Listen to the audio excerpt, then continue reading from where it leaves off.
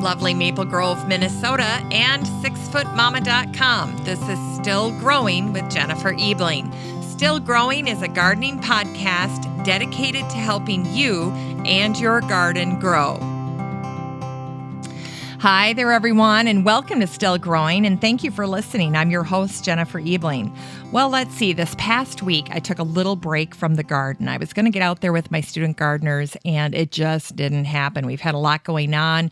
Summer's winding down. My daughter was in a play. She was actually in the musical Seussical. She was Mr. Mayor. It was so exciting to see her in that role, and she's with this little group. It's called Taste of Broadway in Maple Grove, and they put together an entire musical with probably 75 kids, I guess, and they do it in 9 days, and it's always fantastic. So this is Emma's last year because she's finally too old. Next year she'll be too old to participate. I think they go up to about 15 years old. So we were so thrilled and so proud of her. She did a great job.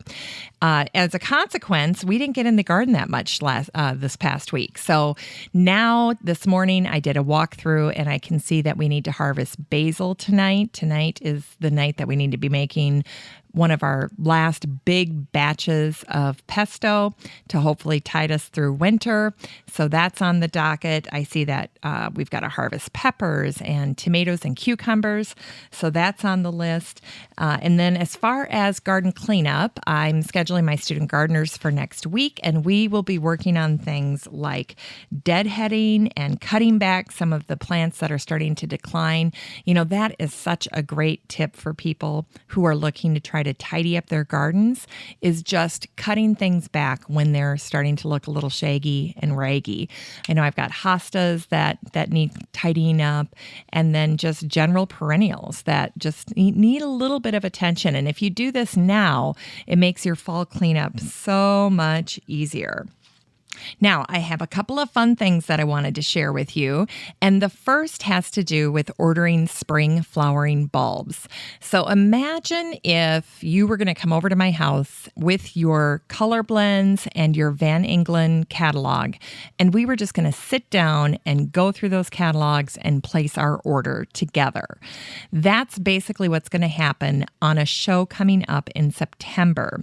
So I have two special guests and then a representative from both Van Engelen and Color Blends, and we are going to place our order and then have the representatives from those companies talk to us about the bulbs that we're ordering and make suggestions and feature maybe some bulbs that we didn't consider, basically highlight the great things that are in their catalog so that we can have an awesome spring display of spring flowering bulbs next year in our 2017 garden. So what I want you to do is go ahead and get the Color Blends catalog and the Van Engelen catalog. All you have to do is jump on their website and request one, and then you'll have it when it's time to listen to the show. You can go through the catalog yourself and at the same time be listening to the selections that I'm making, the selections that my guests are making, and then the feedback that the representatives from each of those companies is going to make. So that, I think, will be a super helpful show if you've ever just looked at the spring flowering bulb catalog and been a little bit overwhelmed. So you're going to get a little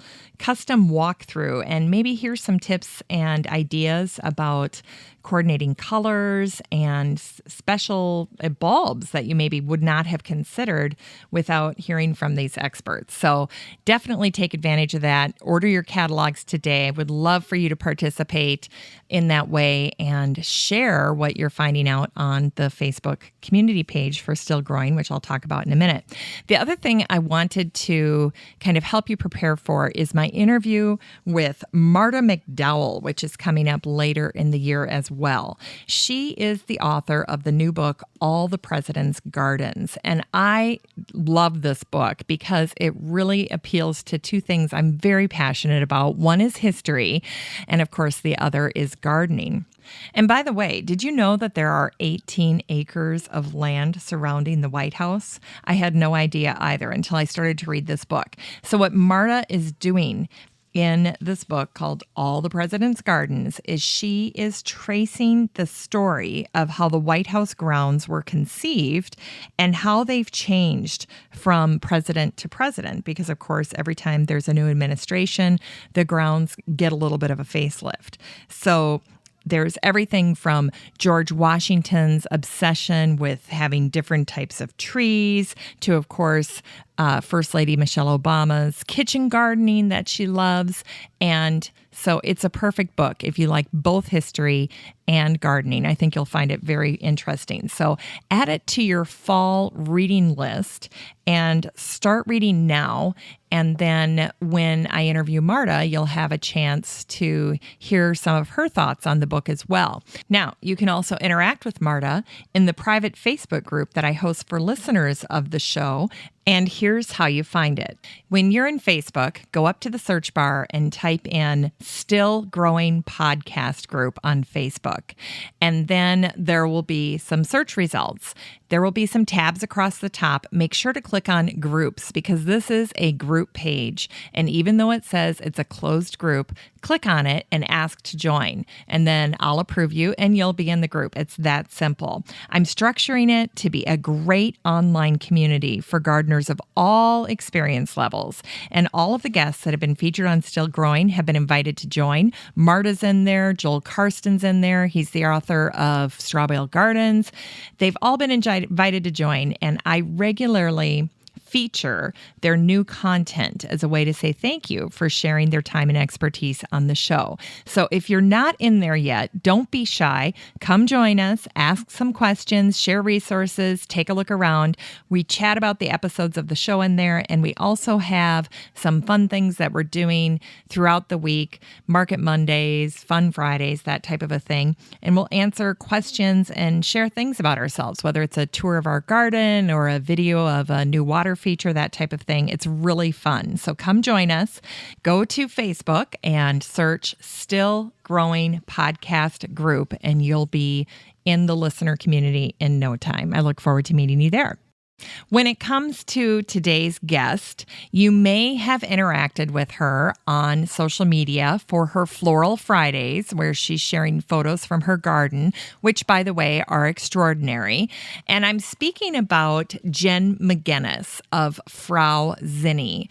And the name of her blog is referencing the German word for Mrs., which is Frau, and then a play on the word Zinnia, and she says Zinnie. So the name of her blog is Frau Zinnie.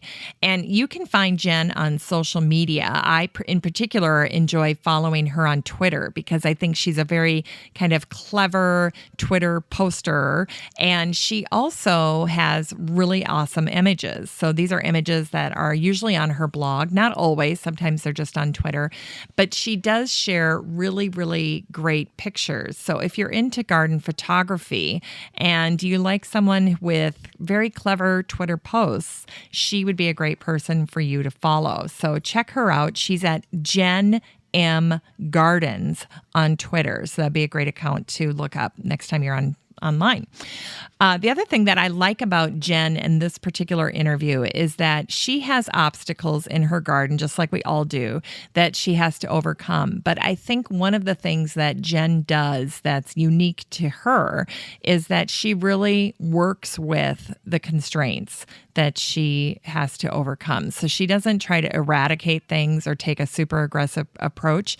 Instead, I think she gets very knowledgeable and gets creative about how do I solve this problem. So she's more about trying to live in harmony with the things that are challenges, such as her black walnut tree that has pretty much taken over her backyard and impacted what she can grow in that space.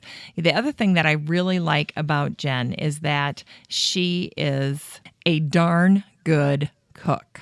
So if you have not checked out her recipes, you are in for a treat when you go to her blog because she has some really awesome ideas for what to do with the garden harvest, specifically a fruit harvest. Her pear recipes and plum puff pastry recipes are to die for. And of course, she's a total sweetheart. Well, hi there, Jen. Hi, how are you today? I'm doing so good, and I am so excited that we're finally connecting. And I was so drawn to your website initially by the name Frau Zinnie because I minored in German. And of course, living in Minnesota, so many of my ancestors are from Germany. And I'm so curious, I have to ask you, why the name Frau Zinnie? And of course, the follow up to that is, how much do you like zinnias? Oh, well, thank you so much for checking out the website, first of all. And the name that I came up with was kind of me trying to be cute a couple of years ago. And when I started the blog back in 2011, it was when we were already living in our house here for 2 years. And I was like, I really want to start documenting what the yard is doing. And at the same time, I wanted to be unique. So I was like, let's play on the German side of my family. So I started trying to find out what the translation would be for Miss Zinnia. And then I was really trying to do the whole I want to use the word Fraulein because, you just think Fraulein such and such is so glamorous, And the more I researched, the more I found out that I couldn't be a Fraulein because I'm married. So Oh, darn it. so I The had to old ball settle and for chain. Frau. Yeah, you had to settle for Frau. Which my husband rolls his eyes at. He's like, "Oh, too bad." I love it. But and then I was like, "Oh, what type of flower would I do?" And then I was like, "Well, I love zinnias. I love how I can cut them and bring them inside, and they're easy to grow." And when someone's starting a garden, I'm always saying do zinnias because even if you ignore them, they'll still give it their best shot, and they'll be cheerful, and they'll make you feel so much better about yourself.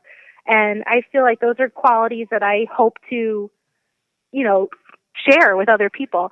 So I thought it was appropriate to use zinnia as my flower. But then when I translated it, hopefully I did it correctly. No one's ever challenged it, so I think it's correct. But it came out to be Mrs. Zinnia or Frau Zinnie. Oh, now what was the inspiration for your blog then? You wanted to do, did you always envision it being a gardening blog? Yes. I didn't plan on the path that it took though, because originally I just wanted to, share what was happening, what was blooming in the yard. When we moved in, we had so much lawn and I hated it. And the first thing I started to do after we moved all our furniture in the house was to go outside and start digging up the lawn, which a lot of people in my neighborhood thought was completely crazy. And they'd be walking by with their dogs or out with the kids in the strollers, and they'd just be looking at me and go, "Hi," like, "Oh God, who is this one who just moved into the neighborhood?" And I'd just be like, "Hello," and I'd be out there, ripping up the grass and putting in flowers, and it just started to just be like, "Oh, look what I dug up today." And then back in 2011, I thought I really have to be more consistent with oh, I'm sorry, it wasn't 2011. It was 2014. I wanted to be more consistent with posting and doing more content on there. And that's when I started attending gardening events and reporting on them and starting to do interviews with other people who are experts in gardening. Oh, And sure. it became more of like a gardening resource as opposed to just look what's happening in my garden today. But I feel like now I have it's kind of both worlds. I'll do interviews with other gardeners, but I will still share what's happening in my garden. So it's like a nice mix. Yeah, that is a nice mix. I have to say, while you were mentioning dog too, I was laughing. Can you hear my dog snoring in the studio here? No, I can't. Well, good, because I was like, oh my gosh, this is starting to happen more and more because he's getting to be an older dog. I have this 90-pound lab. His name is God. Sunny, and he's my number one follower. He literally follows me everywhere I go in the house. So, of course, if I'm doing an interview, he's got to be right here, and he's laying on the floor, and he's just out of reach. So I've been throwing erasers at him, trying to get him to wake up. I'm like, please don't snore during this interview, you little poop. Oh my gosh. Well, and in any case, back to the interview. Well, of the 14 cities or towns in the United States called Portland, Frau Zinnie lives in Portland, Connecticut. Tell us about your life in Portland and what brought you there. Well, I would say I I guess my husband brought me to Connecticut because he grew up in Middletown, Connecticut, which is right across the river from Portland. And we met when we were in college in Poughkeepsie, New York. And I'm originally a city girl, so I grew up in Queens, New York. And my property was like a postage stamp size yard with my parents. And the backyard had the Metro North LIR train tracks going through. And, you know, you had the airplanes going overhead and you had the sirens. And on our city block, there were trees, but they were surrounded by cement. So it would be like a little cutout square and then like a giant oak tree and then more cement. So I think when I came to Connecticut the first time for grad school, we ended up going to Quinnipiac. I really liked how open everything was and how peaceful and how, like, you still can get the city, but it's not as in-your-face city. Because, you know, like New Haven and Hartford are busy cities in Connecticut, but not to the scale of New York City. So I would say that when we were looking for a house, Portland came up on the list because it's a small town. It's quiet. There's a lot of open space, a lot of trees. I'm really lucky to live in a neighborhood where the neighbors are nice, and it's caused me not to really miss the city life at all. Wow. And I find that when I do go down there, I get overwhelmed because of like all the noise. Because now I'm at the point where all I hear are the birds outside, and you know, maybe like someone's having a block party, but that's pretty rare too. You're turning over a new leaf. Yeah. Wow. Well, on your blog, you post pretty regularly on Fridays with a post called Floral Friday. And you also do this on Instagram, too. You share it on Instagram. And these are basically documenting your garden walkthroughs for that particular week. And I have to congratulate you because you are so consistent with this. Thanks. So are you a detail-oriented person? I have to ask. I guess somewhat I am. I mean, it's nice to see for Floral Friday how it documents what's happening in the growing season, because then I can go back and be like, when did that flower actually start blooming? Yes. And I can look for it, because I try to tag the post just by like the type of plant that's featured. So great idea. I'm looking for like a daylily, I can be like, okay, search daylily, and then all the ones that post with daylilies would come up. So it's nice to see also like how the garden evolves. So it's become kind of like a digital diary somewhat for me. Exactly. So do you ever have people want to share their Floral Fridays with you? I actually have a couple friends on Twitter, and they usually tag me on the tweets on Friday, like either for Flower Friday or, I guess it would be hashtag Flower Friday or hashtag Floral Friday. Okay. And they'll share like something that's beautiful blooming in their yard right now. Oh, I do like the idea of being able to go back and search for a particular flower when you're in the throes of winter and you're trying to remember the sequence of things. Oh, yeah. It's very helpful, isn't it? You so need it then, too, when it's so cold and dark. Yes. Well, I'm not a fan of winter at all. No, I hear you. And, you know, it's so funny because when you see it every day, you think, oh, I don't need to take a picture of this. And then sure enough, 3 months later, you can't even remember what that area looked like. So I'm forever reminding myself to go out and take pictures during the summer. Yeah, and that's like one of the best habits that you can get into with the garden, too, because even in the spring, taking pictures of where those spring blooming bulbs are coming up, because when you want to buy them in the fall and you're like, where am I going to put these tulips? And you're like, where are the tulips in my yard? You know, it really helps to be able to pull up that photo and go, oh, here's a spot that really could use some color. And I would like that. Yeah, you're so right. So how do you do it? Because, I mean, this obviously is a strength for you. You make this happen every week. You're very committed to it. I mean, do you have a spot in your garden apron for your camera, or how do you remember it? I think I'm just really drawn to whatever's happening out there. Like yesterday, for example, I was supposed to be doing work, and and I saw the butterflies going by the window, and then I saw the hummingbird coming to the feeder, and I was like, I guess I'll just go outside for a few minutes with the camera and see what happens. So I kind of like went out, and I started taking pictures, and then like 45 minutes went by. Oh my gosh. So I feel like I just kind of get sucked into it. My husband likes to joke around that I really like to shoot photos when the sun is softer in the late afternoon because the shadows aren't as harsh. So that's usually like around dinner time. So he always jokes around that, oh, dinner must be ready because Jen's out in the garden. I love pictures. this guy. Oh, that is so awesome. Well, he and my there's always husband that point where I see something, I'm like, I'll be right back. It's just the sun's it's just hitting the flower. I gotta go. And he's like, all right, whatever. Oh my gosh. Well, he and my husband Phil are starving together. Basically, we should give them each other's phone numbers. They can be saying, "Are you eating tonight? Is there anything at your house to eat?" The answer is probably no. Do you actually have food there? So really, I know, and I always tell him like, you can start without me, but he's so nice. He always waits for me, and then oh it's my cold. gosh. Oh Lord. So are you guys, do you have a when you're out there gardening or when you get the call to go out, are you taking just your camera or are you bringing like a notepad and other things with you? You just kind of get lost with your camera. How does that happen for you?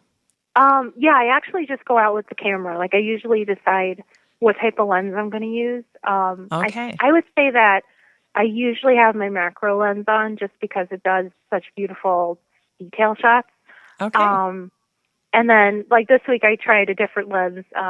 It's good for like when you want to photograph birds that are further away. So I try to like do a lot of like flower pictures in that angle because I feel like sometimes I do photograph like the same way over and over. So I was trying to break out of like, well, let's do something different today and show more of the flowers than I usually do. Oh, that's a good idea. Yeah, and then there's another lens I have, which is really cool. It's an art lens called Petzval, and what it does, you put in these special filter plates, and it creates this shape bokeh in the background. So depending on how the lighting is, you can have stars in the background or hearts. Oh, and wow. It looks so cool, like framed with the pictures. But you have to like manually focus it. It's based on a very old lens design that they've recently reproduced and sold. And what's it called again? Petzval. I believe it's spelled Petzval. Oh, wow. Good. I'm so glad it's really you spelled cool. it. Okay. Wow. That's awesome. I'm going to look into that. I'll put it in the links for the show too. So that'll be good if people are looking for it. Now, are you a compulsive person at all in the garden? Or if you are, what are you compulsive about in your garden? I feel like I'm not really too compulsive. I guess I would be more structured and practical, I guess, because like a few years ago, I had a professional landscape designer come to evaluate my garden because I knew that I wanted more color in the summertime, but I didn't know what plants would do that for me in the time window I was looking for. So she came out and she gave me her suggestions, and then while she was here, she was also like, maybe you shouldn't do the bed this way. It's too narrow. Maybe you should make it bigger. So some of those suggestions I took, and some of the plants she talked about, I went out and bought and incorporated. And I feel like, I don't know, I feel like it helped. I don't know if that really answers about the compulsiveness, though. No, that does help. When you think about your garden and the areas that kind of are like blocks for you, struggling points of, I don't know, design difficulty. What is it about those areas that is problematic, do you think, for you? Is it just that it's a kind of a dead zone, or is it more of a challenge because of lighting, or what are the areas that typically, cause you the most problem grief? Areas? Yeah. I would say in the backyard would be near the black walnut tree, because that tree, oh my gosh, that thing is such a challenge, but it's so tall, and it's been probably on the earth longer than I have been. So, it's I'm not going to start picking a fight with it. And I'm not really an advocate of cutting down trees. Like, we have a strip of a little woods behind our property, and there's some trees back there that have died, but I don't bother taking them down because they're not a threat to the house. And then they become homes for the woodpeckers, and it kind of creates the whole cycle of life thing back there. So I'm not willing to chop down the walnut tree or spend the money to do it. Mm-hmm. But it sends out this basically like a poison through its roots. It's called jugalone or jugalone. I'm not sure how you actually pronounce it, but what it does, it makes sure that nothing else nearby can compete with it.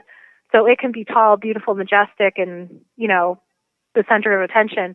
There are some that can resist it, but there's so many that can't. Like I've lost hydrangeas and peonies, and in the very beginning when we moved here, I had no idea. So I just kept like, oh, well, I think hydrangeas would be beautiful in the backyard. Let me plant 3. And then they would start to yellow and die and wilt, and I would just be like, what is going on? And then finally, like, I was researching about this tree, and I was like, oh, I'm just throwing money away. Yes. So, like, there are more sites now that tell you plants that are compatible and will work under the black walnut tree, which is good because sometimes when I'm at the garden center and I think, oh, this would look great in the backyard, I think, I better check that list and make sure the black walnut's not going to kill it. Yes. Now, how far out does that go? How far out does that chemical affect your lawn or your area back there? Is it well beyond the canopy of the tree? Yeah, I've read that it can go 50 feet from the tree base, I believe, from like the canopy, like as far, like I guess it's a pretty extensive root system. Okay. So luckily for me, I have the backyard, our house, and then the front yard. So it must be enough of a buffer where the house is to protect the front yard. Okay. So all the plants that don't make the cut in the back, I put out front. And we do get more sun out in the front garden, so it's usually a better spot anyway. I would love to have more going on in the back garden, but it's just so hard with that tree. What about raised beds? Would that do the trick, do you think? I've actually tried 2 back there, and they seem to do okay, but you have to make sure that the black walnuts don't get into the soil, or that the leaves don't get in either, because I guess they contain trace amounts of the chemical as well. So, of course, there's the squirrels, and they're storing everything for the winter and yes. sabotaging me out there. They are. Oh, my gosh, you do. You have a huge challenge. So now I have my follow-up question was, are there any garden thugs that you wish you wouldn't have planted? Well, you didn't plant that black walnut tree, but it certainly is probably your biggest garden thug. Yeah, definitely. And it was funny because there was a woman who moved into town about 2 years ago, and I belong to a garden club in my town. There's actually 3 garden clubs in Portland because one garden club isn't enough, I guess. It never is. Never enough. So, so we had gone there. She had asked us to come look at the property because she was new to gardening, and she didn't know if she was ripping out things that were important or if they were just kind of like weedy. And then we got to the property and I saw the black walnut tree and I was like, oh no. Oh, gosh. And she's like, oh yeah, that thing drops walnuts and it hits my neighbor's car. I'm like, yeah, yeah, that's bad news. You're like, let's go get a coffee. We need to chat. Yeah. Let's go have a chat. You're not going to plant anything here. Yeah, you're like, can you go get something that's really comforting to you, and I'll find a chair, a place for us to sit down. Go get your blankie. We need to talk. Yeah, and she was telling me how her neighbor wants to cut down the tree because they hate the tree, and I'm like, well, if that's what you guys want to do. Yeah. Oh boy, bearer of bad news. Well, yeah. Are you an organic gardener, Jen? I am, yes. I know organic can sometimes be more expensive, but I feel like it's worth the money in the long run because you're improving the soil over time and you're not just blasting the plants with a quick chemical fertilizer to get like what you want right away. Yeah. Like, oh, I want flowers, so go put some blue stuff on there and make it work. But I also feel like, I don't use pesticides either because that would totally counteract the whole butterflies going through the yard and the ladybugs and the birds. And, once in a while I get lucky and I find a toad out there, and they're one of the first ones that disappear when there's pesticide use. So I feel like organics just like the way to go. Yeah. We have a local author that has written another new book on native plants. And she said, I can't imagine, growing all these fabulous flowers and enticing all of the bees and the birds and the wildlife into my garden and then turning around and basically poisoning them, Yeah. with the pesticides and the herbicides that are out there.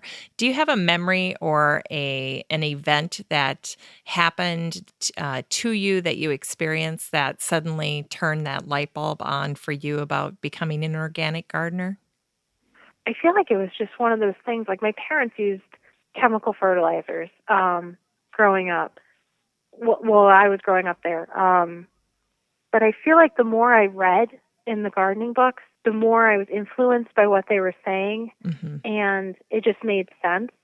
And then I would say, once I was living in a house, and I could go to the garden centers and I could buy hydrangeas and like all the big plants that you can't have in your apartment. I'm really fortunate that we have a lot of organic gardening centers around here, and they're very influential in spreading the good word, I guess. Wow, that's great. So that helps, and I've just read things about how people like spray trees for gypsy moths and then like the birds die, and it's so, I can't imagine killing everything, Mm-hmm.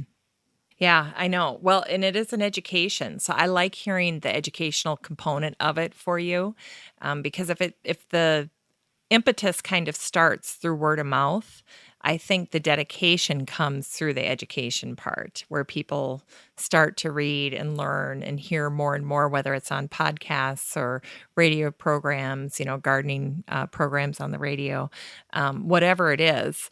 But I think it's important to talk about, because a lot of people don't, mention that whether they're organic or not. So I love talking to folks that have totally adapted it.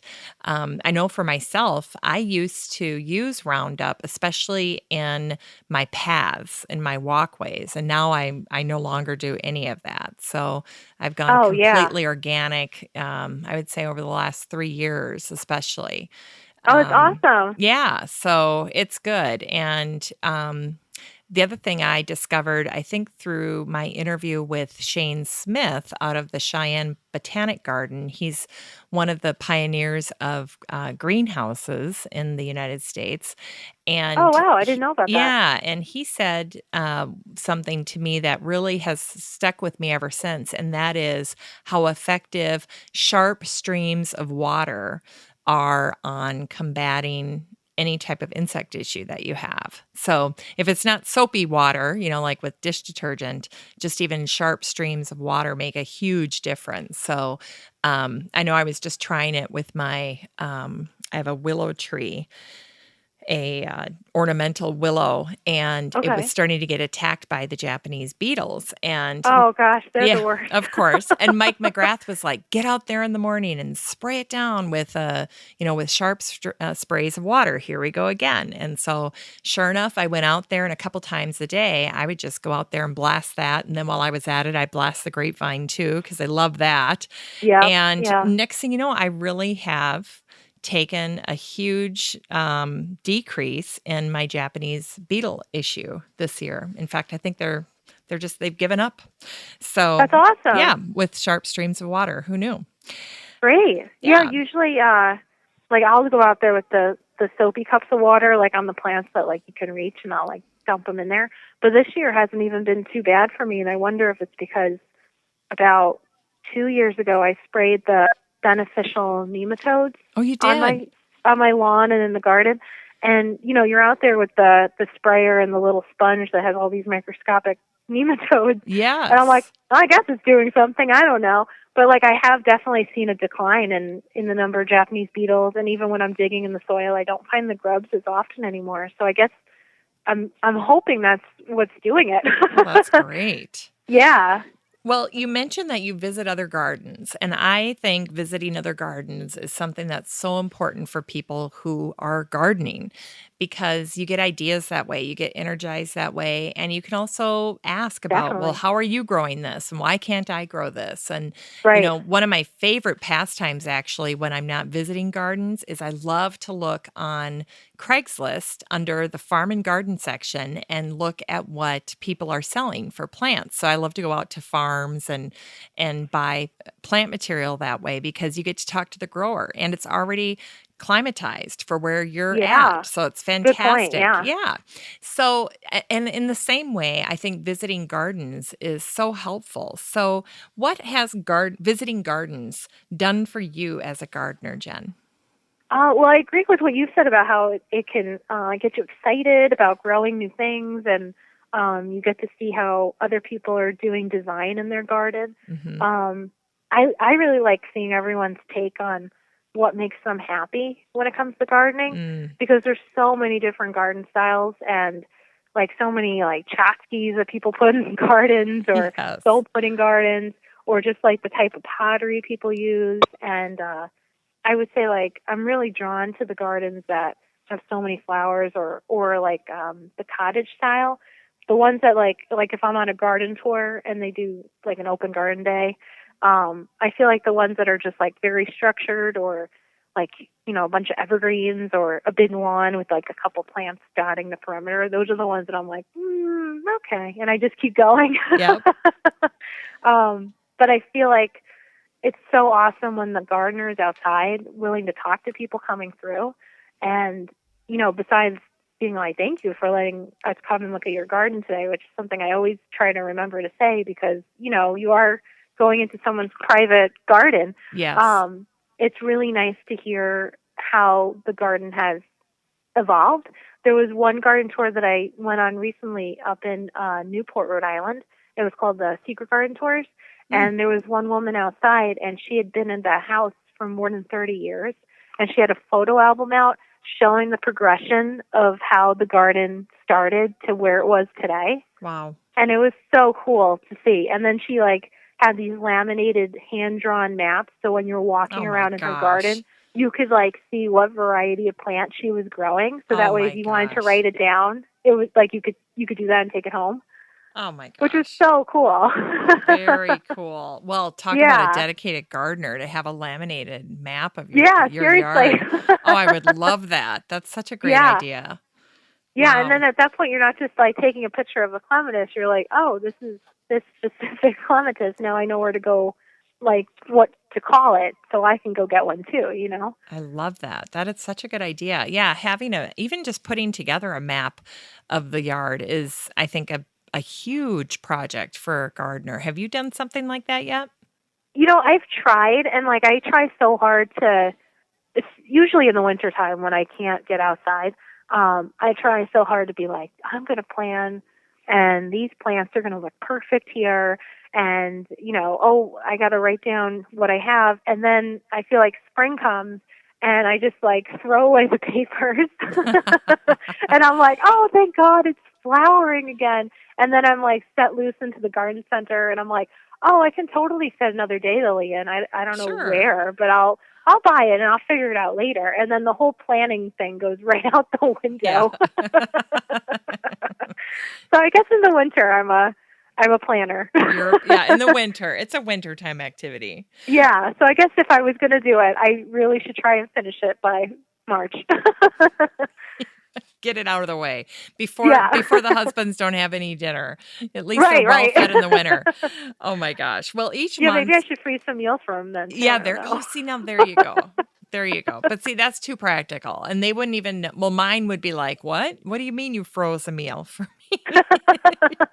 He doesn't have time to deal with that when he gets home. When was it made? What? Yeah, what? Why does this say 2014 on the bag? Honey, that was the last time I froze a meal for you. No. Oh. I don't think Phil looks like he's starving too much.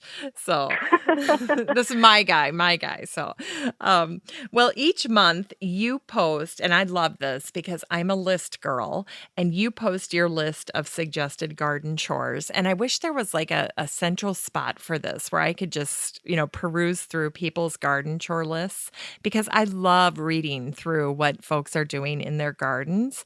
It is Yeah. just such a calming thing for me. And then it gives me so many good ideas too about what I can be doing or, just the whole planning piece. And it's a great winter activity too when you're trying to put together plans that are going to go by the wayside. But in the moment, it sounds like, oh, this is such a heavenly thing.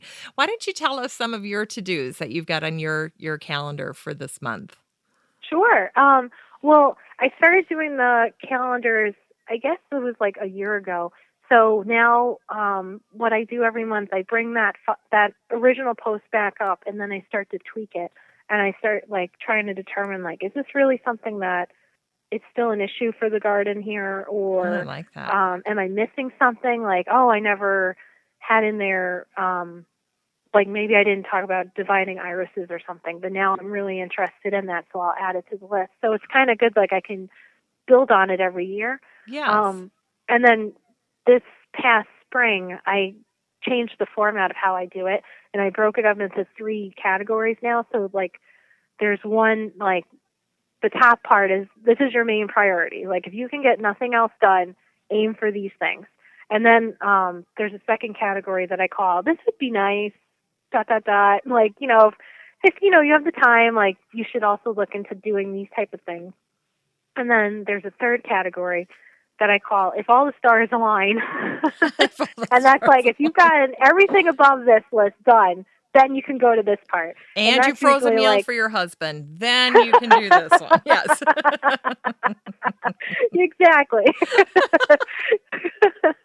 And that's like the part where, it's like, it's not really important, but it would be nice if, like, you could do it. So, like, for August, I have, this would be a good time to figure out what you want to plant for spring bulbs, because now the garden centers are going to start ordering and stocking the bulbs for the fall.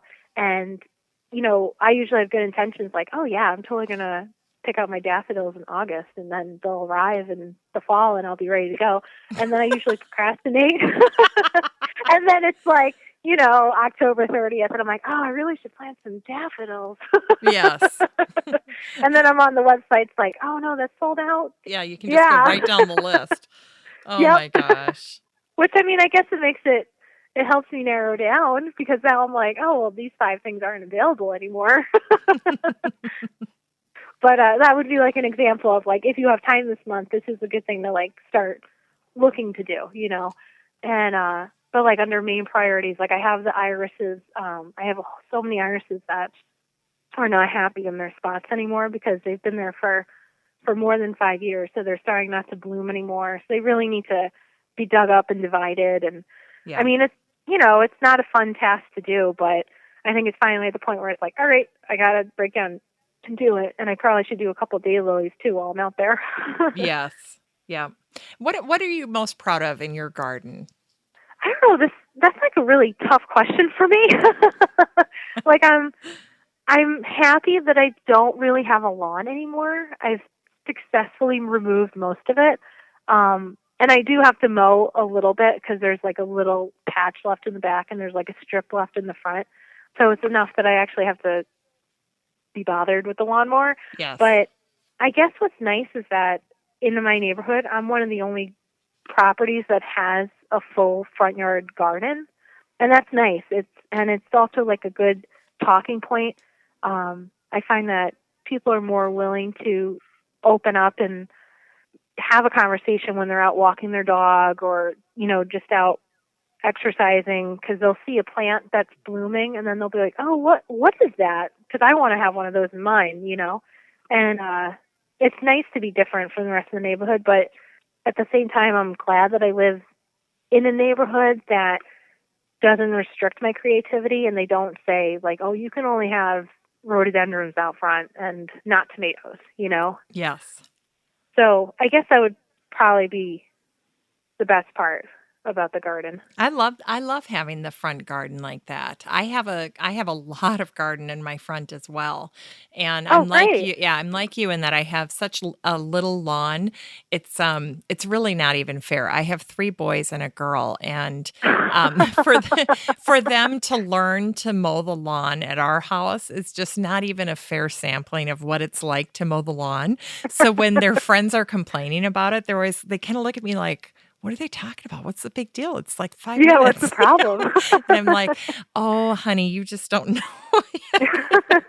What does it mean to mow the lawn? And then my oldest, it was really unfortunate that he was raised here because his fantasy was to have a lawn mowing business because my dad has a riding lawnmower. And Oh, from the okay. time Will was 2, this was like his dream was to have a lawn mowing business. And so not only do we not have a lawn, but I don't have space for a riding lawnmower. So he has started a lawn mowing business, but he has to do it the old fashioned way. He has to push the lawnmower, and his dreams of having this riding lawn mowing experience are going unfulfilled. He can provide that to his children, but not here. So yeah, I know we It do. sounds like he needs to find a golf course or He something. needs to find it. Exactly. Yes. If only we backed up to a golf course, but that not here. So, well, Jen, I absolutely loved. You are a very unique gardener in that you have a soft spot for rabbits. I noticed do, it on yes. your I noticed it on your social media, and and then I think there was a picture of you with a bunny or something, and then you bought a concrete. Probably. Yes, and then you bought a concrete bunny recently that must look a lot like your bunnies with really long ears. They're adorable. So you have to tell us about your rabbits. Sure. Well, right now, I only have one rabbit because Oh, we had up to 4 at one point, but last year 2 of them ended up passing away from old age. One was oh 11, wow, and he was 11. like, yeah, and he was like the best rabbit. Like someone once said, someone was consoling another person about losing their dog, and they were saying, you get one good dog, and no other dog can compare to that dog. And I was sitting there like, I know I missed my rabbit. And they were just Oh, like, what is going on with you? oh, But like, I mean, he had a great life, and we called him like the ambassador.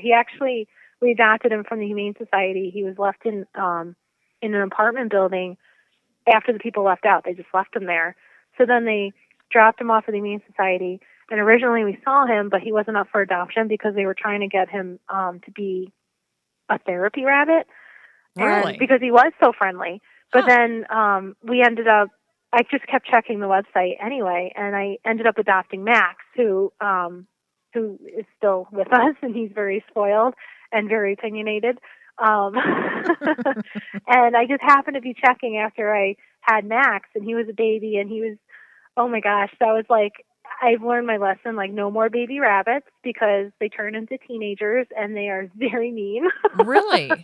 Yeah, they want to like mark everything and spray everything. So I learned the hard way with Max that when you have a rabbit, to adopt one that is already spayed and neutered. Really? Yeah. But, it was because Max was driving me crazy when he was like 4 months old that I was still looking on the website. And Domino, he was the one that was 11. He was up for adoption. So I like ran up to get him, and they're like, oh yeah, he flunked out of pet therapy. And I was like, that's fine. He can come live with me. So Oh, he like loved the house. He like had free reign of the house, and he if did. we had like holidays here, like we would host Easter just because we have to host Easter.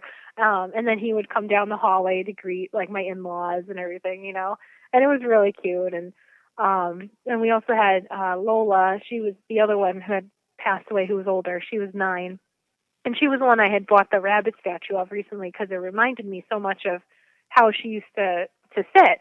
And she was going to be a 4-H rabbit she was a 4-H rabbit that they were going to use for meat. So I Oh, saved her, and she was beautiful, and she was very sassy. And the best part about like each rabbit we've had is that they have such different personalities, and they're just so fun. Like, they don't want to be picked up and cuddled, you know, like if you want to cuddle an animal, then you probably should get like a dog or not the rabbit. Not a rabbit, but they show you in their own way like how you're a part of their life.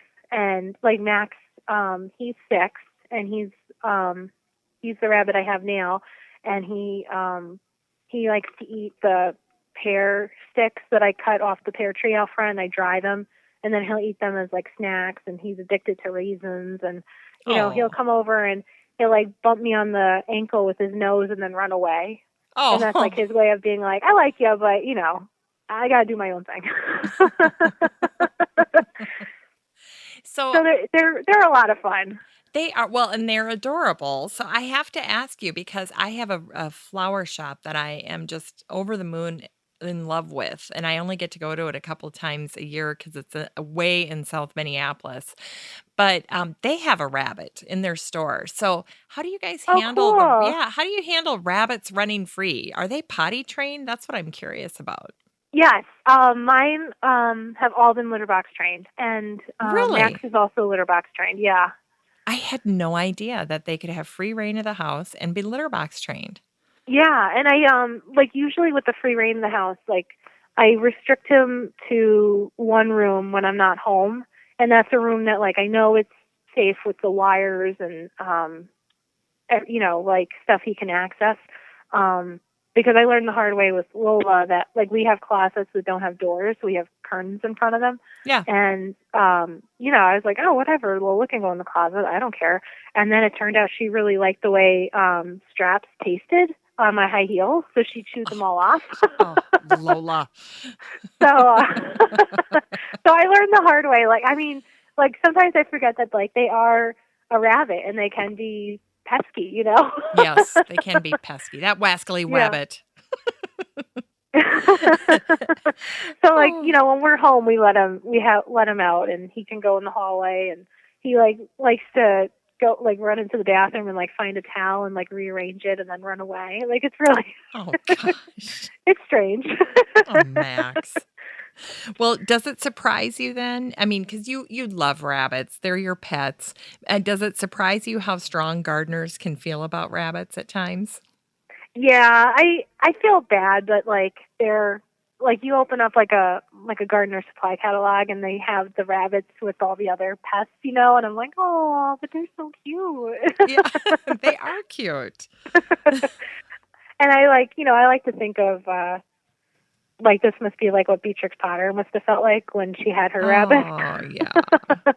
But I feel like if they are destructive, you just have to kind of outwit them, and it is possible to do. Like you can protect your crops with chicken wire, because there's something about like the pattern of the chicken wire that messes with the way the rabbits see in front of them, and they can't figure out how to like chew through the chicken wire, you know? So that's like a good way to keep them out of what you want protected. Yes. But like, I feel like in our area, my big problem, like we have rabbits that live in the trails near our house, but they don't come into the yard here, but we have groundhogs and they are hard. Groundhogs. Yes. Yeah. So what plants are you especially enchanted by this year? Is there anything that's caught your fancy? Well, I would say that this is a really good year for phlox. And we've had like dry weather too, so it's been hard to keep everything watered, but it's going, they look so pretty right now, and it's nice for, you know, summer color. And, it turns out the butterflies and the hummingbirds go to them too. I had no idea, because it's not in that like tubular shaped flower that I would think for hummingbirds. Mm-hmm. But I saw them out there the other day, and I just let them reseed. And I don't know anymore if like the color combinations that are coming up are ones that I've planted or ones that they're just making on their own out there. Yes. But it's really pretty, like all different shades of pink and white and dark pink. But there's also like a new hibiscus that I was asked to trial for J. Berry Nursery, and they're out of Texas. And they sent me some plants just to see if they would work up here in the Northeast, because it's kind of like at the limit of their growing zone, because I'm in zone 6B. Oh, that's And great. there's this one hibiscus called Social Butterfly, and it's just been blooming nonstop, and it's just so pretty. And I feel like almost every week for Floral Friday, I'm like, here it is again, because it's just so pretty. It's a sure thing. We've got to take Yeah. a picture. Oh, wow. So I'm really that's happy awesome. with it. And I'm definitely going to try and bring it in over the winter and keep it alive because, I don't know, it's just so pretty. And I'm like, thank you so much for sending me this beautiful plant. Wow. And it's the Social Butterfly hibiscus. Yes, it's under their Hollywood hibiscus brand. Okay. And who's the grower? J. Berry Jay Nursery. Berry. Okay. All right. Yeah, they have a good thing going there. That is awesome. Well, Yeah. I listened to your interview on the Back to My Garden podcast with Dave Ledoux. Is that how you say it? Oh, Ledoux? yeah. Yep. Yeah. And you were discussing your black walnut tree with him as well. And and I'm thinking about you and I'm like, oh my gosh. So she tolerates the black walnut tree. She likes rabbits. You are a different breed of cat, my friend.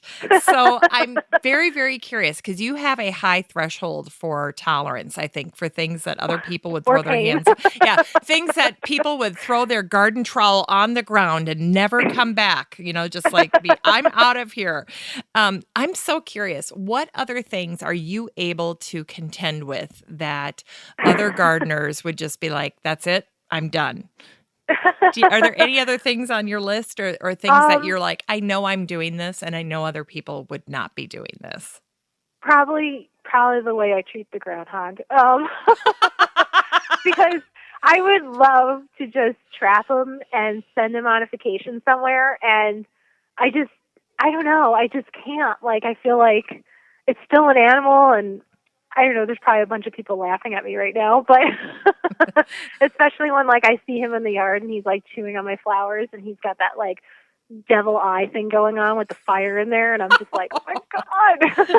Nice. But what I did was actually I shouldn't say he, it was a she, because she had babies, and of course the babies were adorable, and that's what, I was like, fine, I'll put up with you. But what I did was they got underneath my shed and they made a nest, and I was trying these things to get them out of there because it's not good either for the shed, like to make it unstable. And so I was trying all these things. Like I would barricade the opening when she left. So this is before she had the babies.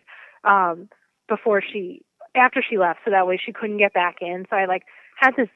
I don't know why the house came with cinder blocks in the backyard, but I lugged a cinder block over, blocked the entrance, and then she tunneled around it. So I was like, oh, well, I have this old Christmas tree stump, so I'm going to stick that in there with the cinder blocks. And then she got in around that. And oh, my gosh. And my husband's like, this is like turning into Caddyshack. You know that, right?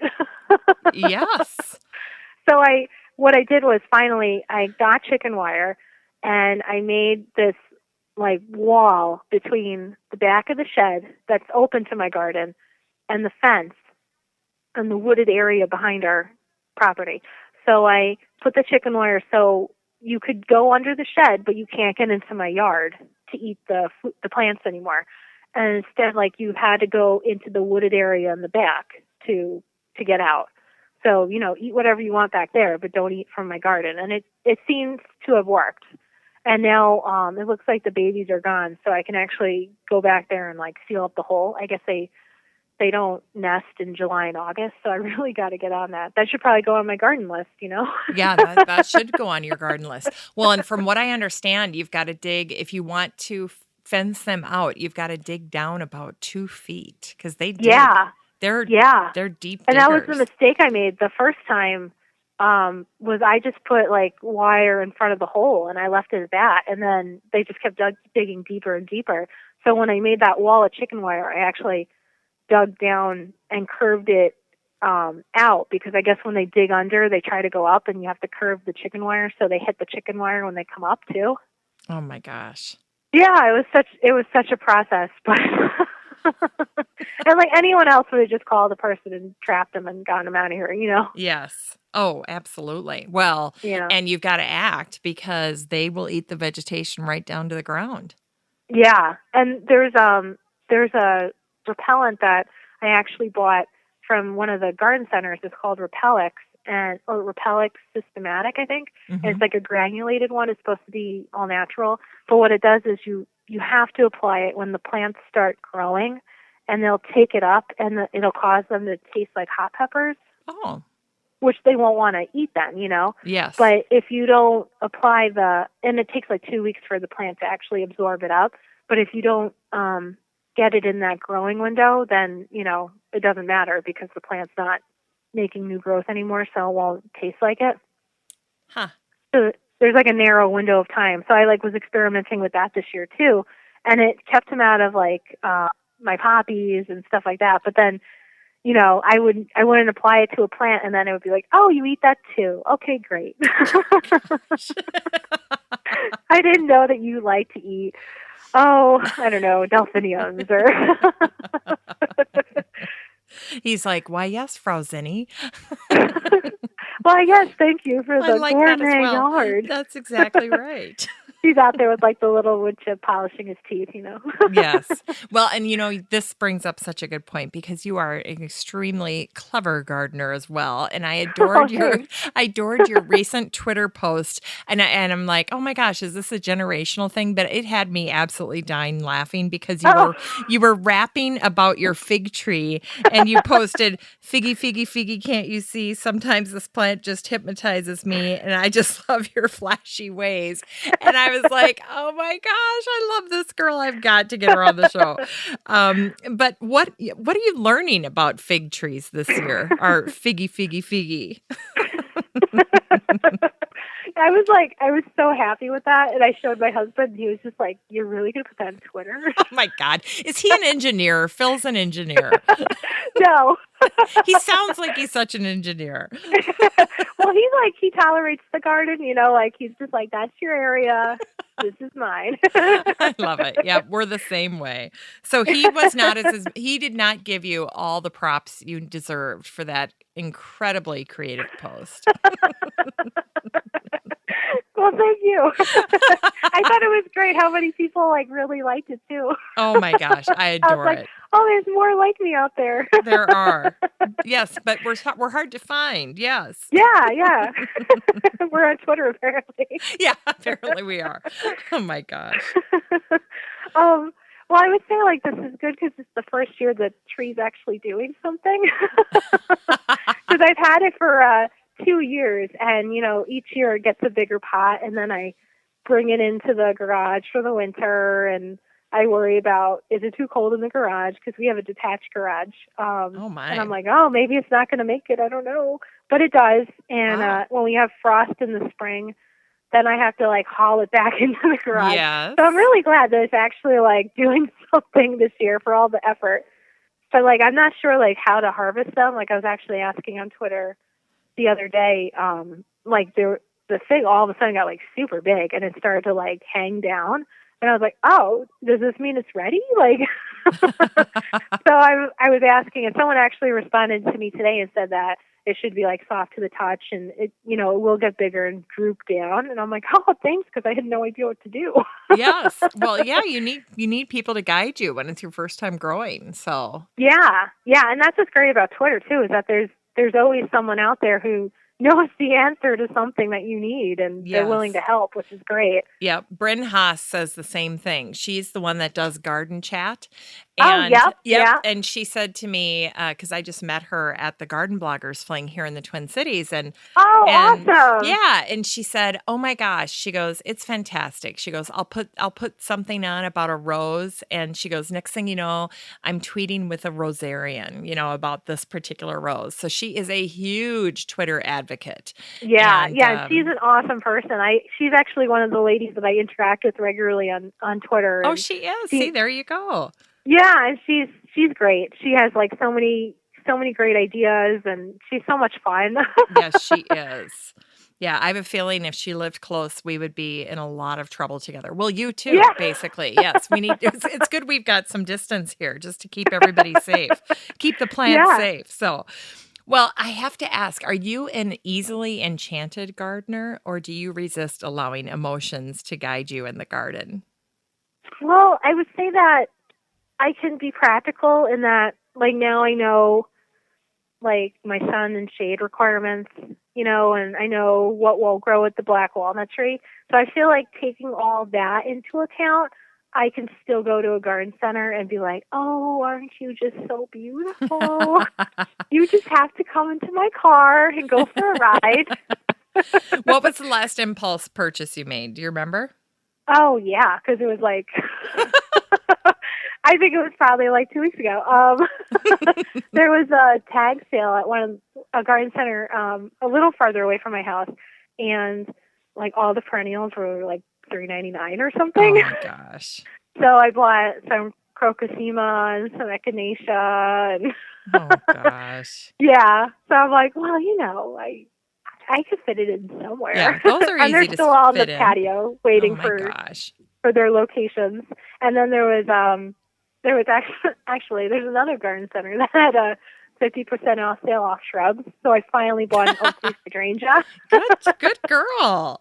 Because I was like, well, 50% off, you can't go wrong. No, 50%. My goodness.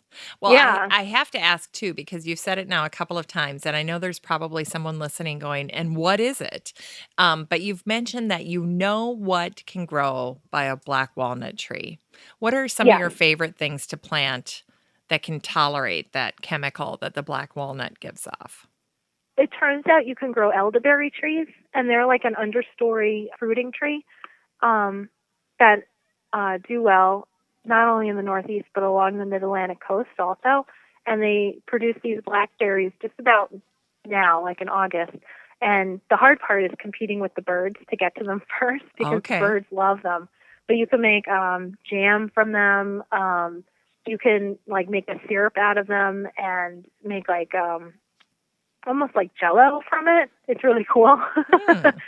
But you can't eat them fresh because they do something to make your stomach upset. So you have to like boil off that part. Oh, isn't that interesting? Maybe that kind of corresponds to the black walnut. In terms of having maybe. Yeah, you know what I mean? Just something they're really strong in their chemical composition, maybe. Yeah. There was a workshop I went to last year about it. And like they made the syrup with us there in the workshop, and I was like, oh, I'm going to go home and do it. But then I just never got the chance to, and the birds got to all the berries first. Oh, wow. But maybe this year, maybe it'll happen. And then hostas grow well around black walnuts. So that's good. You can get all sorts of different types of hostas. The hostas can take them, huh? That's interesting. Yeah, which is really interesting because, it's good because of the shade that the black walnut usually throws out too. So that works. Yes. Trying to think what else is out there. Daylilies seem to do well. Okay. Wonder if there's any other woodland type plant, since you're in the shade anyway, if there's anything that would be more woodland that would grow under there. I have had the Virginia bluebells and daffodils go under there. They're fine. I'm trying to think what else. Queen Anne's lace, that's new this year. It's finally, I'm like the only person in Connecticut trying to get Queen Anne's lace to grow in my yard. Everybody else has it like a weed, and I'm like, please grow. No, it's nice. It volunteered in my garden about my front garden, which is just a pretty flower garden in front of the porch, and I love it. It's so pretty. Yeah, it's just so dainty and pretty. And it always finds its way right to the front of the bed. It doesn't want to be in the back. It wants to be right in the front. And it kind of spills onto the path. And I'm like, okay. And I usually have one, maybe two a year, and then that's it. So it doesn't take over. It's not a thug in my garden at all. But I think they're so pretty. Yeah, I really like them, and I'm glad that this year they finally took off. So you finally have one or two growing right now?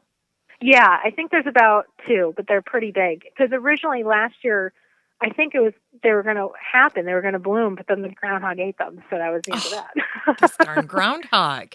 Yep. Wow, you really are doing battle. 2 years running. Yep. Oh my gosh. Maybe you need to get a cat. Yeah, maybe. The only problem is that I'm allergic, so it couldn't stay at the house. No, you need outdoor kitties. Well, here's something to fire you up a bit, Jen. Soil testing. I read your post on soil testing, so I know that you've done soil testing. Yes. I probably should do it more than I do because they recommend that you soil test like every part of your yard that you can. But it is good because like if sometimes plants are just not doing well and you're like, what gives? Like, why is this not working? And then like our local extension areas through Yukon, and you can mail them a sample and it costs like $8 for them to evaluate it. And then they send you this like detailed report back and they tell you like what you're missing and they tell you what nutrients you should buy to add to the soil and it'll make everything better. And then if you tell them what you actually are trying to grow there, they'll give you tips and like growing instructions for how to make it work. So like for $8, it's like a wealth of information that you get back that's customized just for your yard, you know, which is nice. Yes. And what did you find out about your soil test out of curiosity? Mine was lacking like a lot of phosphorus. And I originally did it because I was worried moving into a house. My house was built like in the 50s, I believe. So I just wanted to make sure there wasn't any like lead paint around when I started growing the tomatoes and everything. Yeah. There's no fun in lead tomatoes. So no. So that was my initial worry, was the property safe? And then it turned out everything was fine. Like I guess whatever, there's like a safe level for lead. So whatever that is, that's what just is naturally in the yard.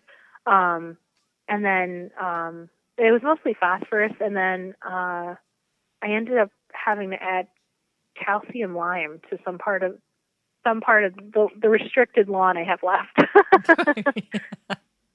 The restricted lawn. I love how the lawn is restricted. Everything else is fair game here. Poor lawn. Everything else has free reign except for that grass. That grass. We keep that under tight control. Well, you grow a pretty good variety of edibles in your garden as well, including watermelons. And you recently tweeted about growing the fairy variety of watermelon from Garden Harvest Supply. And you were tweeting with your friend at the Freckled Rose, right? Yes, that's right. And I, of course, got mixed up. I thought the Freckled Rose was the variety. And then you were so gracious and corrected me here, but it's called the Fairy, and it's out of Garden Harvest Supply. And what did you think of growing watermelon for the first time? The picture looked great, by the way. Yeah, it was really cool. And it was actually through a Facebook post that Garden Harvest Supply had put up, and it was like a random drawing that, we have a plant we're giving away, and if you want to win it, comment below. And I just happened to be lucky and I got picked. Oh, that's great. Yeah. And so they sent me the plant and, I didn't plant it right away because we were having this weird spring where we would have these cold nights. So I have grow lights in my kitchen, which is probably another reason why my husband is a saint. But he's a little bitter. No, he's definitely a saint when it comes to all the garden stuff around. So I was living under the grow lights for a while too, and then finally I'm like, I gotta get this thing in the yard, So I planted it, and I've never grew watermelon before, and this thing just like took off, and I put it actually in one of my flower beds with zinnias and dahlias and nicotianas, and I was just like, all right, let's see what happens. And, on the really hot days, I would go water it, but I just let it do its thing. And I let it kind of grow on these little fence trellis things I had, just so it would stay off the ground. And it did really well. And I had one watermelon already, and then there's 2 more out there that are growing. So it was a really nice surprise because I normally would never have tried watermelon because I thought it would take a lot of room. Yes. And this one, I don't know, I think it's a dwarf variety, and it maybe has a spread of like maybe 3 or 4 feet right now at most. Yeah, that's not bad. And it was light, and it was lighter color, wasn't it? Yeah, it's a yellow watermelon, and then you cut it open and it's like this pretty pink inside. Yeah, very pretty pink. So it's called the Fairy. If anyone's interested, Garden Harvest Supply, and they can give it a shot next year probably, right? Is it too late? Yeah, I would say so because, It tastes really good too. Yeah, that's awesome. Well, let's spend a little bit more time on the edibles. What else do you like to grow? I would say I'm more of a fruit person than vegetable. Like for vegetables, I will do like tomatoes because I feel like you have to grow tomatoes. I'll grow peas in the spring and beans or cucumbers in the like now, Yes. And then I'm trying pumpkins this year, but I've tried pumpkins in the past and I haven't had luck. Like usually I get powdery mildew or something that just shuts it down, like those borers that go into the stem. Oh, yes. Uh-huh. Yeah, usually they take me down too. The so. squash vine borer? Yes, that's what it is. Okay, and, so I got a tip for you on that. I was just okay. listening to Mike McGrath, and he says to get that medical gauze. Okay. And you kind of dig back or pull back the soil a little bit and then wrap the gauze around the base of the stem from the soil line up a couple of inches, and that will stop it, supposedly. Oh, wow. Yeah, so give it a try. And if you just, I think if you listen to the last couple episodes that he's had on You Bet Your Garden, you'll hear him talk about it. But it's such a simple solution, and I'm going to give it a shot myself. I haven't been growing for just that exact reason. So hopefully it'll work for you too. Yeah, that sounds great. And that's not like a hard thing to get a hold of either. No, and it'll be a fun thing to put in the old garden tote where, if somebody comes along, they're like, look she's got medical gauze in here. I wonder what she does with that. Another mystery. Why does Grandma have medical gauze in her garden tote? That goes so well when I'm digging a hole in the front yard yet again, and they're like, she's digging a hole and she has medical gauze. This is scary. This is good. This is good. Yes. Oh, but I was interrupting you because you were telling us about edibles. Did you have anything else on the list you wanted to add? Oh, yeah. I've had luck with garlic. That does really well as long as you put it in a sunny spot and give it a good amount of water. Yes. This year I actually had moved it to the back just to see what would happen, and they didn't get as big as they normally do. So I don't know if it was just because I was bad about watering them, or they didn't get as much sun as usual, or maybe it was the black walnut. I don't know. They weren't on the list for plants that get killed by the black walnut, which is why I tried it. So, but I probably won't again. And then like with the fruit, I'm really into fruit. So I have 3 pear trees. I have 2 plum trees. And I try to keep everything pruned down so it's not near the wires. Okay. And, I would love to have an apple tree, but I'm just out of room. Yeah. Wow. So you are a big fruit person. Now, what do you do with all your harvest? Or do you have some go-to recipes that you like? Yeah. I actually have like 3 recipes for the pears on my blog. One for a pie. It's sort of like a take on a high top apple pie, but you use the pears instead. Wow. That sounds there's great. There's another one. Yeah, it's really yummy. The good thing about the pears that I grow, they're kefir pears. So they're like a cooking pear, not really a fresh eating pear. So they store well in the fridge. So it'll be Christmas and, you can still have pears for dessert. So I have like a pear cranberry crisp recipe, which is good for Christmas. Oh, wow. And, I made for Beth Billstrom. She's another blogger. She does the More Than Oregano blog. Yes. And she had like a food series last year, and she had us all share like our favorite recipes. So I came up with this pear with honey and pear baklava using the pears. So that came out so good. Pear baklava. Oh my gosh. Wow. Yeah, and then when you pair it with the honey, it was so good. And then I'll do the jams too, but this year I'm not making jam this year because we had a late frost in April, so it killed most of the flowers on the fruit trees here, which is also like a northeastern problem. Like in Connecticut, I think all the peaches got destroyed too because they were flowering when the frost came. So there's no peaches in Connecticut this year, and I have like maybe 1 plum on a tree out there and like 4 pears. So it's kind of sad because last year I had like more than 200 pounds of pears. So you go from so many to nothing, it's unusual. Wow. Yeah. Everywhere you go, there's some other different situation that people are dealing with. So it's good to be aware of that stuff. Now, what do you do with, what was the other fruit you mentioned? You had pears. Plums. Yeah. What do you do with those? I've made like puff pastry out of those, where you get you can make the puff pastry from scratch, but no one really has time for that. So you just go by the freezer puff pastry and you cut it into like strips, and then you combine the plums with sugar and spices, and then you kind of lay it on the pastry strip and put another puff pastry piece on top, and it kind of makes sort of like a cheater's strudel, Okay. And I think I have that one on the blog also, because that one was that was a good one and easy to do.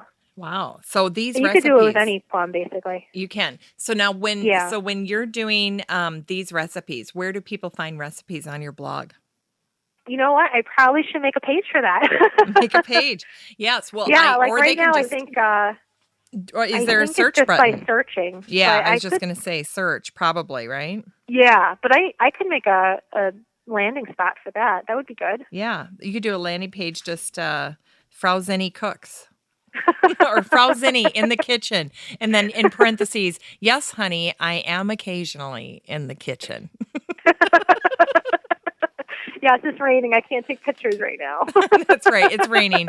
I have to be in the kitchen. I am going to cook.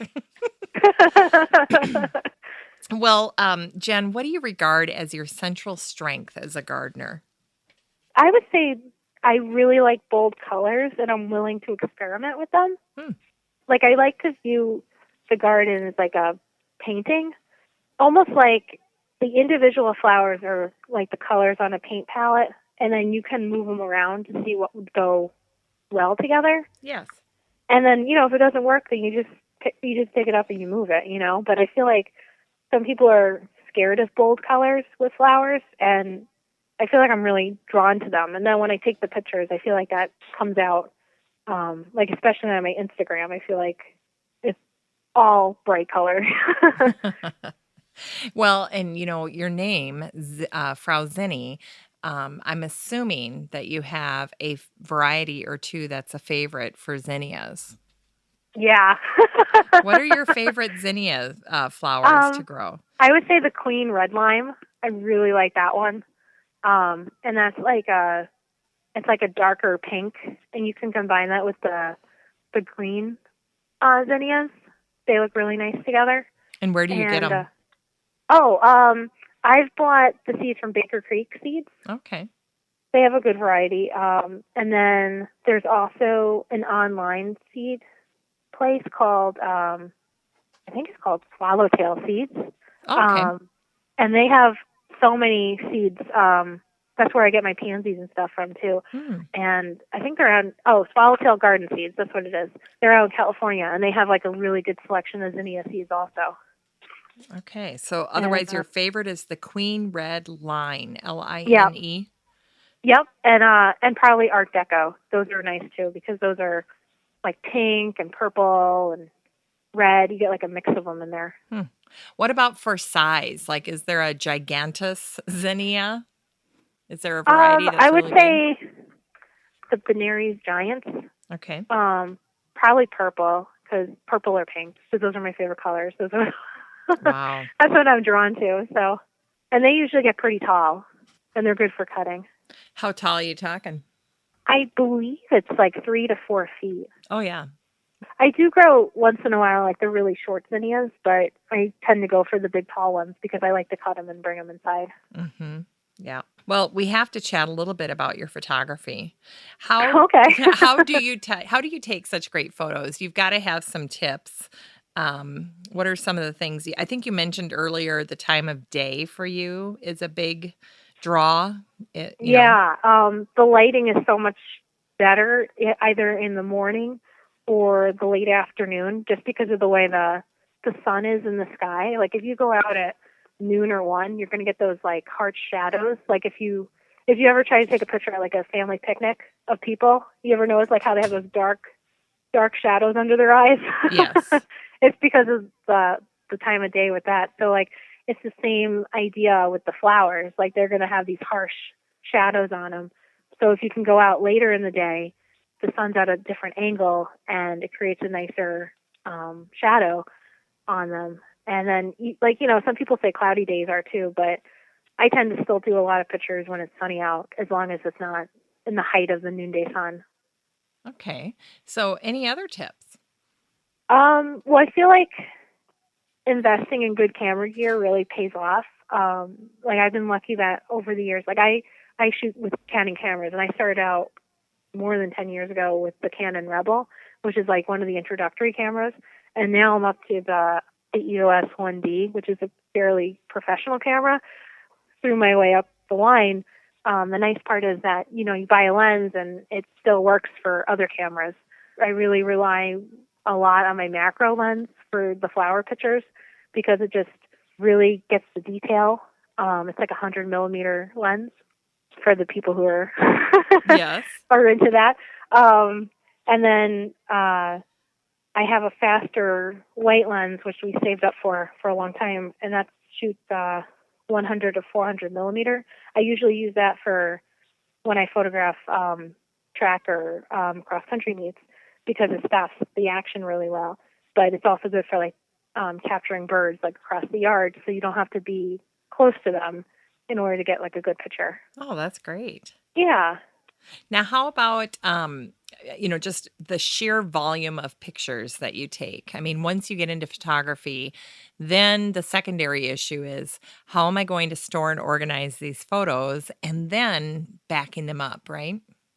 Yes. Oh my gosh. Backing up is such such an important thing. I've almost lost, one time our computer crashed and I didn't back up my stuff and I was biting my nails and watching my husband trying to recover everything. And somehow he did it. He connected the computer to the laptop to another computer, and he saved it. And he was like, "Never do that again." No. Are you a Mac so now person?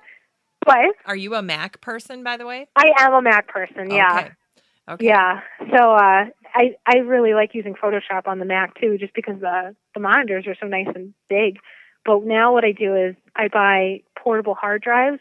We've been using the LaCie brand. We put all the pictures on there. What it does, it doesn't clog up the actual operating system on the Mac. Because sometimes when you put too many things on your hard drive, it slows it down. Yes. By using the hard drive, the external one, it keeps the computer moving fast, but it's like a safe place to store it. And then we have a time machine to back it up too. Okay, so you do an external hard drive that you put your photos on, and then do you back up the external hard drive? Yeah, and about once a month. Okay, and where do you back that up to? Another external hard drive? Yeah, a different drive. So we've got a lot of yeah. We have a lot of drives here, but after I almost lost everything, it was yep, you're done. You're not going to go through that again. Now, what about, so the external hard drives, you mentioned the name of this drive that you like. What's the name of it again? Can you spell it? And then where do you get it? Oh, yeah. It's called LaCie. It's spelled LACIE. And I think we bought it off of Amazon, to be honest. Okay. I think Best Buy sells it too, though. All right. Well, yeah, and that seems to be doing the trick. Yeah, I mean, really, that is the big challenge. And I have a Mac as well, and I'm putting them on my Mac, and it is slowing them down. So that was the system that I need to go to is to start pulling it off, and then I also think by putting them in folders by date, that would be better for me. Yeah, what I actually do with the gardening photos, I have a folder for each year. So right now I'm in the 2016, and then I do a folder for each month. And then in there, I put all the photos for July. And then when now today will be August. So when I take photos again, it'll start a new folder. And then I'll put only the garden photos for August in there. Oh, that's and that way a great it also idea. helps me. Yeah. And it helps find what was blooming in June that I could use for a sample picture for something, Oh, I like that. Yeah. And I have other photographer friends who are much better about labeling their photos. They'll put keywords on them so they can run a search through Lightroom and find them quickly. But I haven't done that just because I don't I don't know, my system seems to be working. Yes. So, Well, I love the idea of sorting by date because date doesn't change.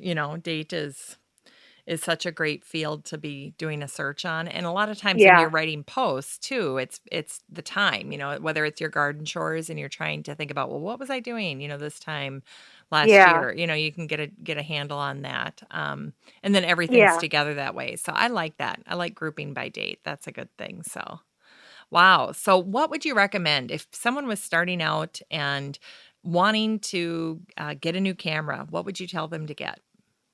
If they were brand new to it, I probably would still say the Canon Rebel because Okay. no matter what lenses you buy, you can still use them later on, like when you do upgrade. I've also had luck with the Canon, I think it's the 50D. That was the one we had, or the 5D. I know, they're all starting to blur together. But what's nice is that you want like a camera that has a lens that can come off, so like a SLR camera, because it just seems to be, I find that it's like a better quality of picture comes from those, because then you are relying on the type of lens and the glass you're buying, as opposed to like those compact cameras where everything's built in, Yes. So I feel like a lot of the pictures I take are just because of the gear I use. Ah, yes. Now, how about the bag that you put your camera in, or what you tote around for hauling all of your camera gear? Do you have something that you like? Yeah, I actually got it as a Christmas gift last year. There's this backpack. It's called Rugged. I'm looking at it right now. Wow. But it's nice because my mother-in-law got it for me, and it has like sections for different lenses, so you can swap the lenses off if you need to. And I usually I'll use it when I'm taking photos, like at like a track meet or a cross country meet. Usually when I'm here in the garden, I'll just go outside with the camera without a bag or anything. But it comes in handy too, like if I'm going to a public garden, but I want to bring a couple different lenses because I don't know what I'm gonna, like how close I'll be able to get to something. So it's nice. It's not too heavy, and you don't get that like shoulder where like your right side hurts because the camera bag's weighing you down. It's like a backpack, so it's proportional. Oh, I like that. Yeah. Okay, I'm gonna look into that. Did you get that at Amazon too? She might have gotten that at B&H. Okay. It was a Christmas gift, so I don't know how much it was. Okay. All right. Well, Miss Jen, this has been so fun. Let's talk about I'm upcoming so glad events. we got to talk today. I know. It was a real pleasure. And I'm a huge fan of Beth Billstrom as well. So the minute you said that, I'm like, well, there you go. That's why we hit it off so well. Fantastic. So you have to share, you have an upcoming event that you're going to, and I am so jealous. So you've got to spill. Tell us everything. What are you doing? I'm planning on going to visit Margaret Roach's open garden day. Oh, and oh my gosh. Yeah. And what's really cool is that now when she does the open garden days, because I've been saying for years that I'm going to go, but then usually something gets planned and I can't. But I've noticed this year that she also brings in like a guest lecturer. Yes. And she had like Broken Arrow come and set up in her driveway and sell plants. And this time the guest lecturer is going to be Thomas Rayner, who wrote Planting in a Post-Wild World. Ugh. So that'll be really cool to like not only see her garden, but to hear him talk and maybe buy a plant. I think it's maybe buy a plant. Oh my gosh. Maybe. You're going to be overcome, and you need to bring a lot of cash, honey. Yeah. You're going to be shopping up a storm. I know, and I better bring the camera too. Oh, you better bring the camera. You better bring backup SD cards. You better bring up backup batteries. You need a supply. You need to be making your list for sure. Yeah. So now, when is this? She's so, like, when I grew up, like, she was one of the first gardening books I bought. She's just so great. She knows so much, and she's so nice. Like, I had the opportunity to meet her once at a lecture, and it was just like a quick meet and greet.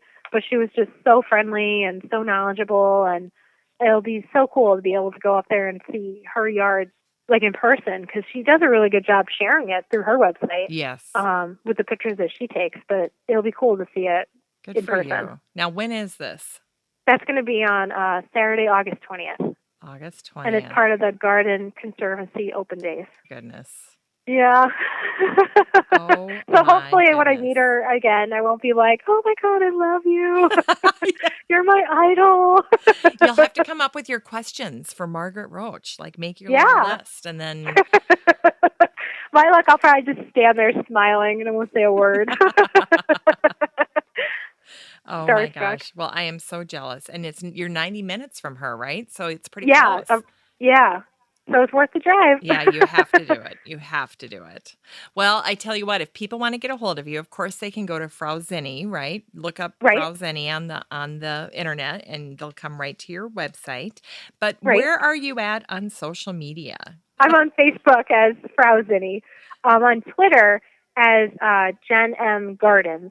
And that's, I think, because I started the Twitter account before I started the blog. So. Oh, okay. See, there you go. Yeah. Yeah, okay. And that's Jen with one N, and then M, and then Gardens. Okay. And then Instagram, I'm J McGuinness 31, and McGuinness is spelled like the beer, only with Nick in front of it. There you go. So 2 N's, 2 S's, and 31. And then Pinterest is also just J McGuinness. I'm making a note. And then on the Instagram, I share the photography, and there's also like for other photography, there's McGuinness Photography, and that's on Facebook as MCG Photo. So that's been kind of quiet lately, just because I've been putting so much work into Frau Zinnie. Well, there you go. And you are going to give away to one lucky listener a photo card or photo print, right? Right. Yep. So that'll be a treat. Tell us about those really quick. Sure. Well, if you go to McGuinnessPhoto.com, that's a sample of some of the type of photography that I do. And I have a lot of nature photography, obviously. Yes. So a lucky listener can win. I think I'll do a matted photo, like a 5x7 matted, and then a couple of photo cards to get like a variety there of I love it. Different nature images. Well, that'll be great. I tell you what, if you lived next door, we would be doing little garden expeditions probably every weekend. Yeah, I bet you we would. And we'd be swapping plants. And pretty soon our gardens would become one. That's what happens, when you garden near a friend. Your gardens kind of start to look alike. They kind of merge, right? Well, I can't thank you enough for being on the show today, Jen. This was so fun. Well, thank you so much for having me. It was so awesome to be able to talk to you. Yeah, we had a good time chatting. Thank you. Have a great rest of your day. All right, you too. Well, that's it for our show today. I want to thank Jen McGuinness of Frau Zinnie for being such a great guest. I want to thank my team at Podfly Productions for helping me produce the show, David Myers, Ein Codina, and David Gregerson. Just a reminder that I'll have all the generous information that Jen McGuinness shared on the show today under the Still Growing podcast page on my website at 6footmama.com. That's the number 6, FTMAMA.com. And just a reminder that if you really like the show, I'd love to have you join the Still Growing podcast group on Facebook. It's a great place to ask questions, share your garden stories, interact with the great guests featured on Still Growing like Jen McGuinness, and also connect with other listeners of the show. And don't forget, it's also where I post all of the really awesome garden giveaways from my guests and sponsors for my lucky listeners. So if you're interested in those matted photos and photo cards from Jen McGuinness of Frau Zinnie, that's where you're going to want to check them out in the Still Growing podcast group on Facebook. I'd love to meet you there. Still Growing with Jennifer Ebling is a 6footmama.com production made in lovely Maple Grove, Minnesota. Still Growing is a weekly gardening podcast dedicated to helping you and your garden grow.